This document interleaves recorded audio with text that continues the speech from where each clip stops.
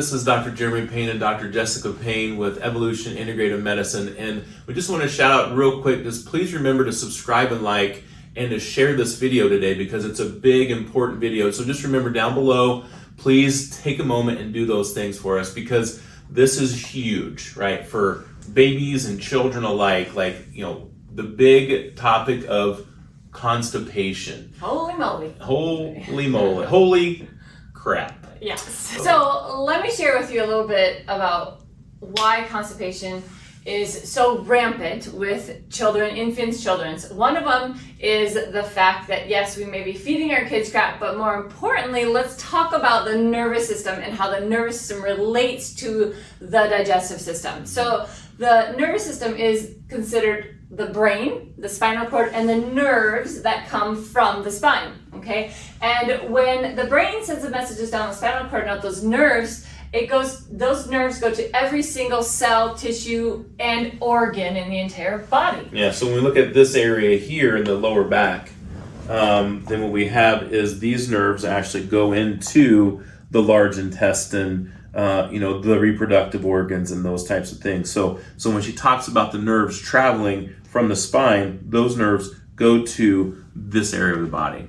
Yep. The large intestine, which is where we've got to have elimination happening. We're going to eliminate. So the brain sends those messages down the spinal cord, not those nerves, but if the spine is not moving properly, okay, if the joints are not moving properly, then all of a sudden the nerves will not be able to flow out at 100%, okay, which will impact the function of the organ related to that nerve. Right. So what do I see often in children is, one, they have a major intense birth, and then all the milestones after that. So for example, the crawling, the falling on the bottom, the falling down the stairs, etc., will misalign the spine, make those nerves not function properly, and then the organs will not function as well properly.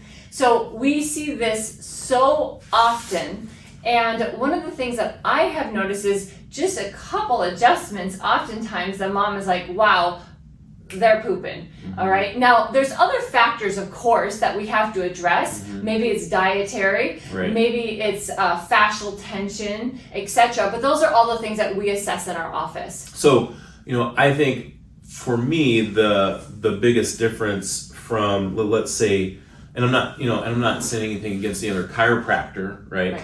But the difference, I think, is that we do address other things besides the spine. So what are some of the other structural challenges that a baby or a child could have that could cause constipation? Well, that's a great question.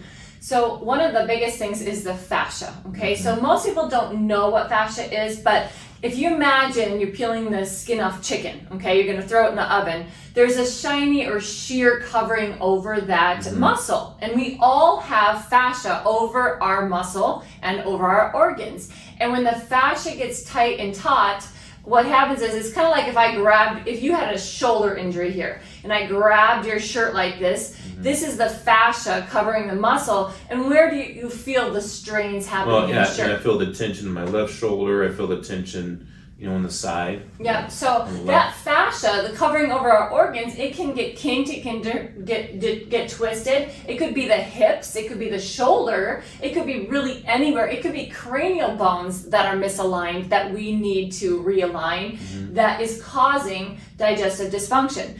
Now, another big thing is there's a very particular nerve called the vagal nerve that comes out of our at the C1 vertebrae area. Now, there's a bundle of nerves, but especially the vagal that goes down and actually is what is responsible for helping our heartbeat. It also helps digestive processes occur properly. Mm-hmm. So when there's misalignment happening in the upper neck, especially the upper neck, that vagal nerve can be disturbed or have too much tone or not enough tone. So it's really about getting the body back into balance, mm-hmm. or what's called homeostasis. So therefore, the whole digestive or the autonomic nervous system, the part of our body that works automatically, like our digestive system, to work automatically. Yeah, I think to not get too scientific, but the parasympathetic, which is that rest and digest system. And then the sympathetic system is like the fight or or flight flight. system,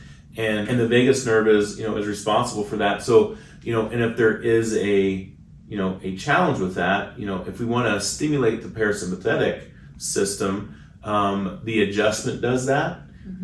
Using the percussor, which we've seen on other babies, like you just see them just immediately once we start using the percussor for all the fascial tension, you notice that they just calm down. And so the vibration that we put into children and into people in general, I think from that is really helpful, and it helps to stimulate the parasympathetic system, which calms down the nervous system, which can allow the colon to eliminate the way that it needs to. So I think that that's huge, and we see huge impacts where the parents can, if their solution from the traditional medicine was to use Miralax or some kind of laxative, which is terrible. I get this every week. I get it every single week. A child has already been on Miralax, and it's something that unfortunately people think of that it's not irritating to the digestive system. It really is. But it's very, very irritating.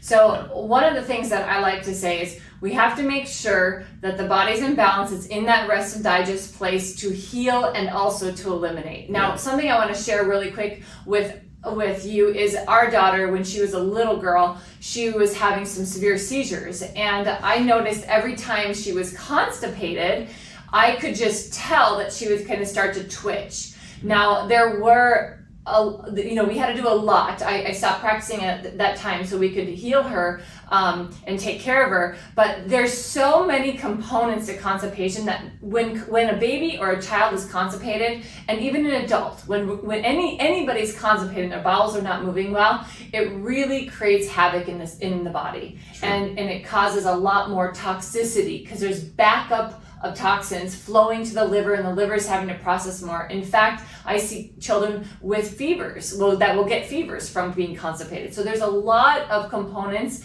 and a cascade of events that occur when there's constipation. Sure.